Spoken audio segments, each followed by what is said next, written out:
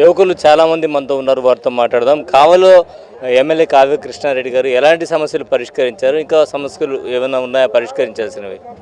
ఈరోజు కావల చరిత్రలోనే భారీ మెజారిటీతో గెలిచి ఈరోజు ప్రతి ఒక్క ఓటర్కి కూడా అతనికి ఎమ్మెల్యే గారికి ఇచ్చిన ప్రతి ఒక్క ఓటుకి న్యాయం చేయాలనేసి ప్రతిరోజు 24 గంటల ప్రజల మధ్య ఉంటూ కావాలని అతను 5 సంవత్సరాల టైంలో ప్రతి ఒక్క రోజుని అభివృద్ధికే కేటాయించి ఈరోజు కావాలని ఎంత అభివృద్ధి చేస్తున్నారు.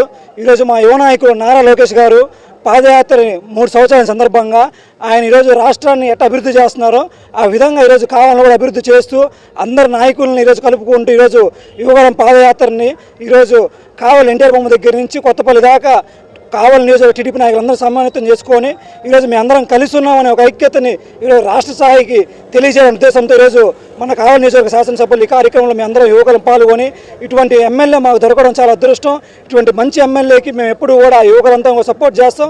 2029లో కూడా ఆయన్ని మేము భారీ మెజార్టీతో గెలిపించుకొని కావలి చరిత్రలో అతన్ని మేము భారీ మెజార్టీ ఎమ్మెల్యేగా గెలుచుకుంటాం తెలియజేసుకుంటున్నాం. అంటే మీ ఏరియా ఏంటి, మీ ఏరియాలో ఇప్పటిదాకా సమస్యలు ఏంటి? ఈరోజు మా ఏరియా వచ్చేసి కావలిపట్నం వైకుంఠపురం. అలాగే ఎన్నో సంవత్సరాల నుంచి మేము ఇబ్బంది పడుతున్నాం. వైకుంఠపురంలో బ్రిడ్జ్ దగ్గర ఎమ్మెల్యే గారు మాకు మేనిఫెస్టో చెప్పినట్టుగా సార్ తొందరలోనే దాని గురించి అండర్ బ్రిడ్జ్ కూడా అయిపోతున్నారు. దానికి మా వైకుంఠపురం ప్రజల తరపున కూడా ఎమ్మెల్యే గారి శుభాకాంక్షలు తెలియజేసుకుంటున్నాం.